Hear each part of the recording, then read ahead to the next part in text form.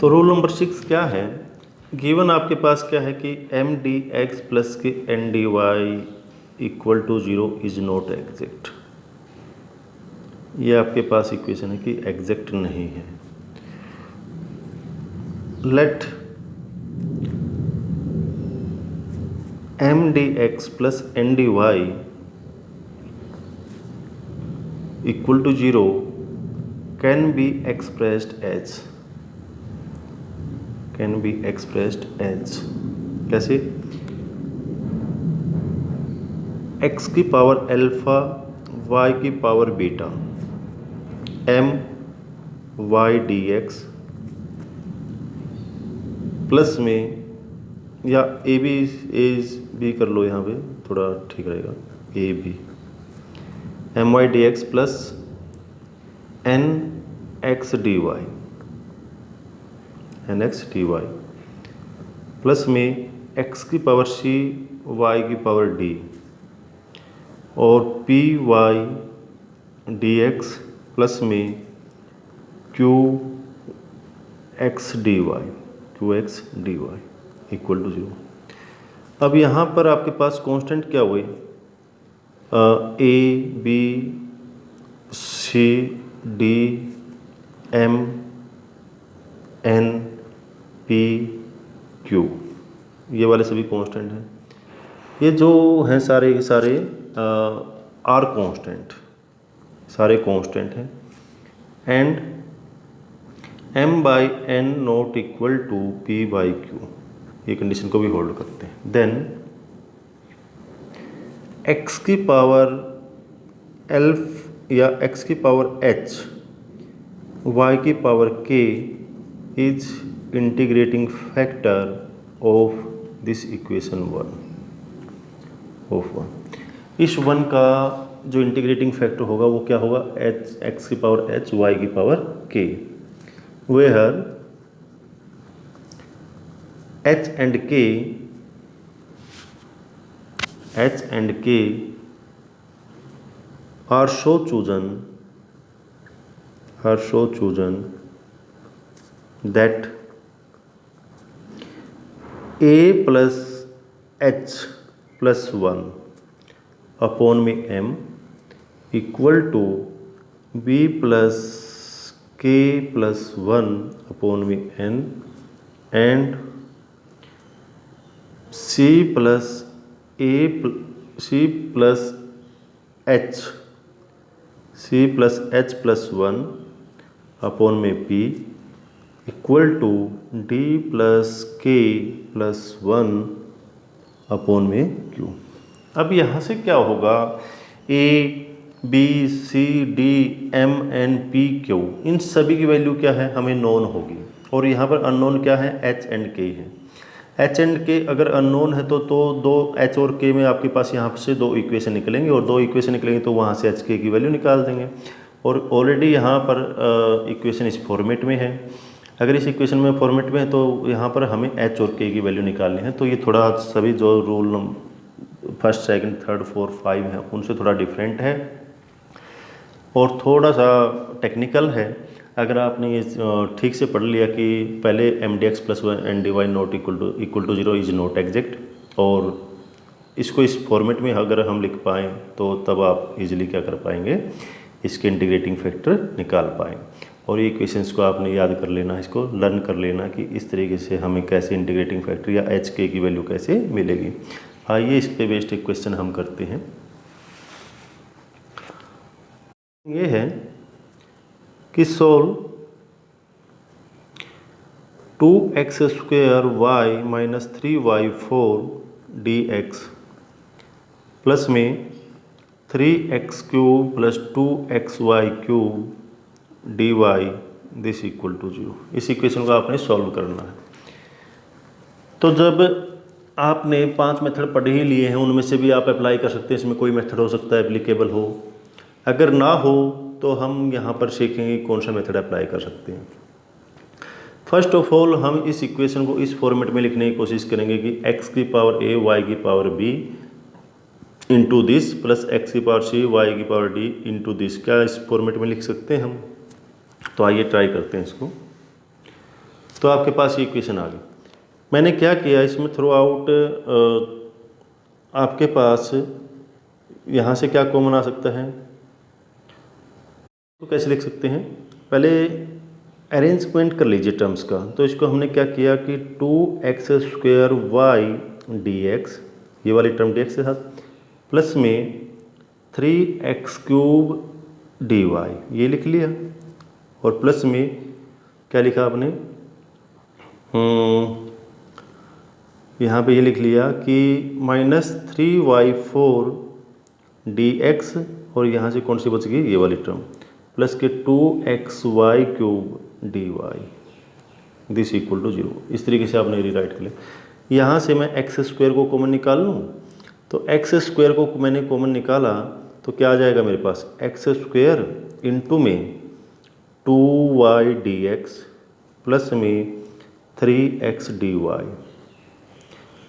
Plus में यहाँ से क्या निकाल लूँ मैं, y³ को कॉमन निकाल लूँ, y³ माइनस के 3y dx और प्लस के 2x dy, ये आपके पास इक्वेशन बन जाएगी। और यहाँ पर अब आपको मैं बताऊँ अगर, तो यहाँ पर y को क्या लिख दूँ मैं, 0 लिख दूँ ऊपर पावर, यहाँ पर x की पावर 0 लिख दूँ मैं, कोई दिक्कत आपको, कोई दिक्कत नहीं है ना। अब किस फॉर्मेट में आ गई है, अब इस फॉर्मेट में आ गई, कौन से फॉर्मेट में, कि x की पावर a y की पावर b इंटू में my dx प्लस में nx dy प्लस में x की पावर c y की पावर d इंटू में py dx प्लस में qx dy। अब देखिए ये ऐसा फॉर्मेट मिल गया, मुझे कंपेयर करना है यहाँ पे, what is a is 2, b क्या है मेरे पास यहाँ पे 0, और c की वैल्यू क्या है मेरे पास यहाँ पे, c की वैल्यू है मेरे पास यहाँ पे 0, d की वैल्यू क्या है मेरे पास यहाँ पे, d की वैल्यू कितनी है y की 3, कंपेयर कर लीजिए दोनों इक्वेशन को। और m की वैल्यू क्या है यहाँ पे, m 2 है, n की वैल्यू क्या है यहाँ पे 3 है, p की वैल्यू क्या है -3, और q की वैल्यू क्या है 2। ये ऐसे कंपेयर करना है, p यहाँ पे c d और n m a b, तो इस तरीके से कंपेयर कर लिया। अब आपके पास ये आ गए, देन x की पावर h y की power k is integrating factor of given equation, ये इंटीग्रेटिंग फैक्टर बनेगा।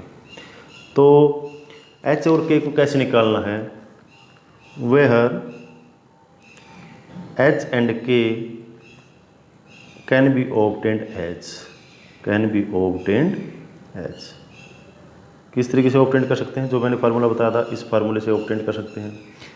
अब इसमें आपको क्या करना, सिर्फ a m b n और c p d q इन सब की वैल्यू को पुट कर देना, तो आपके पास 2 इक्वेशन आ जाएंगे। तो लिख लीजिए पहले फार्मूला।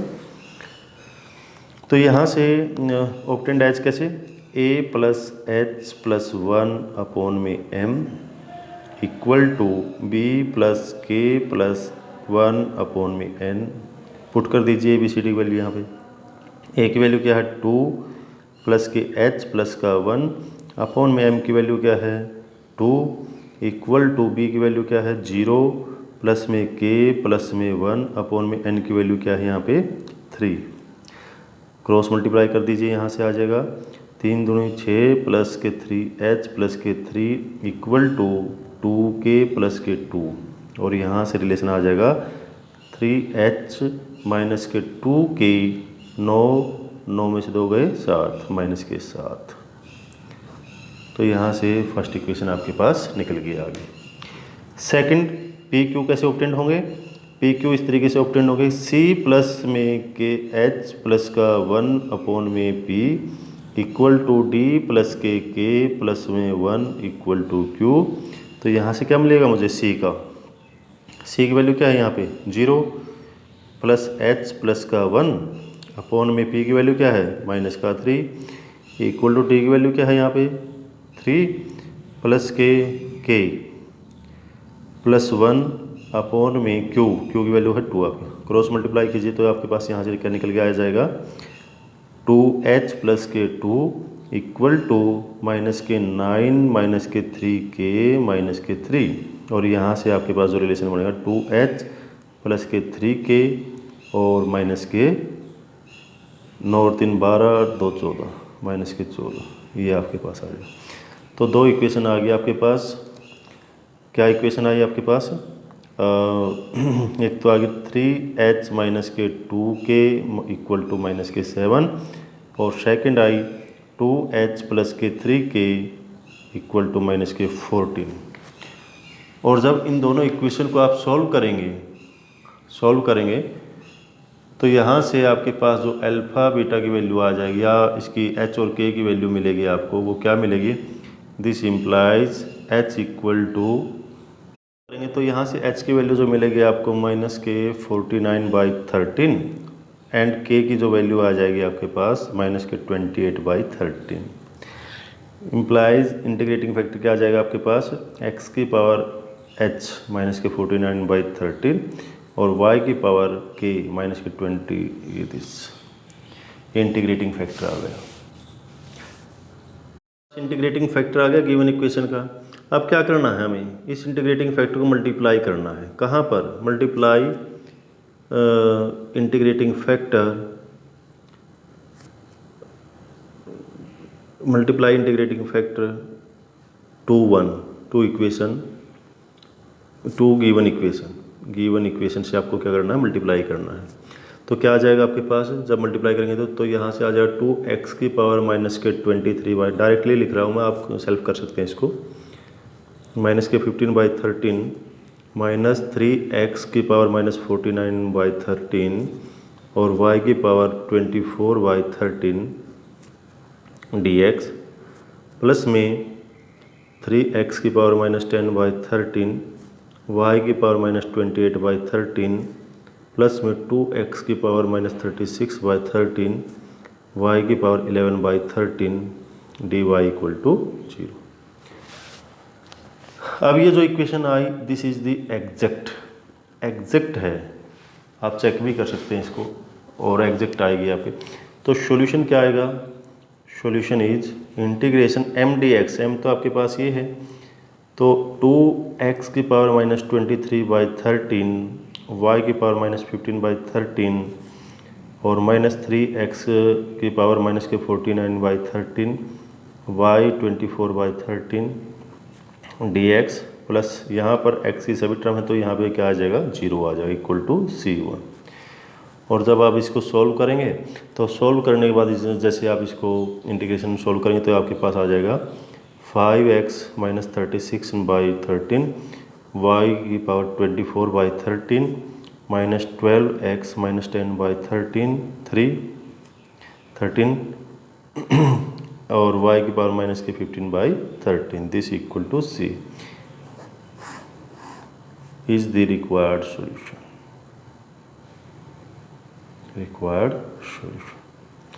तो ये सॉल्यूशन आ जाएगा। इस क्वेश्चन में थोड़ा टेक्निकल था और ये फार्मूला ही टेक्निकल था, तो इसलिए आपको ऑलवेज ध्यान रखना है कि h और k को कैसे चूज करना है, a b c d m n p q को कैसे आपने कांस्टेंट को लिखना है और फॉर्मेट कैसे बनाना है। तो यहाँ पर एग्जैक्ट इक्वेशन आपका जो टॉपिक है फर्स्ट ऑर्डर फर्स्ट डिग्री यहाँ पर ख़त्म होता है, और आपको एग्जैक्ट इक्वेशन के लिए 5 या 6 जो मेथड बताए गए हैं उनसे आपको इसको सॉल्व करना है। तो नेक्स्ट जो टॉपिक होगा आपका वो तब तक आप इन एग्जैक्ट इक्वेशंस को कीजिए। Thank you.